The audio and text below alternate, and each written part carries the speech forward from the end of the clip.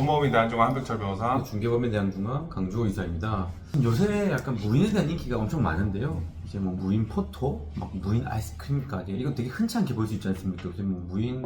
근데 이제 또 무인이라고 하면 또 애들 또 장난친다고 뭐 한두 개 정도 그냥 들고 가거나 이제 하는 거 있습니다. 약간 우리 어렸을 때도 약간 뭐 나쁜 마음보다는 장난이죠. 요새는 그렇게 하면 완전 큰 어마어마한 또 합의금을 또 많이 내더라고요 보니까 200만에서 300만 정도까지도 이제 합의금을 받던데.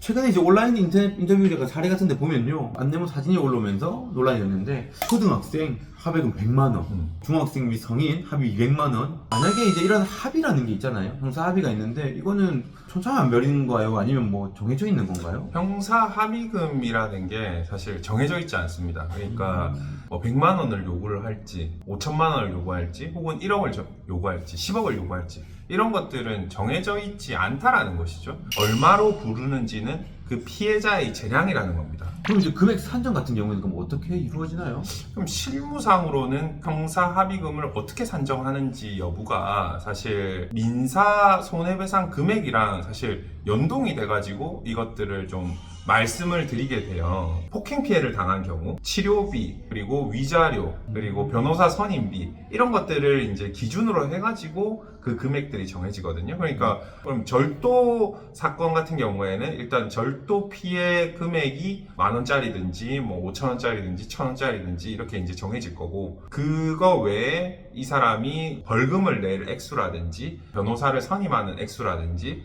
이런 것들을 이제 종합적으로 고려해서 당신한테는 내가 100만 원 받아야 되겠다. 혹은 이 사람을 용서해주지 않겠다라고 이제 생각할 때는 나는 뭐 한 3천만 원 받아야 되겠는데 이런 얘기들을 할 수가 있는 겁니다. 근데 만약 그렇게 합의를 진행하게 되면 뭐 좋은 점이 있나요?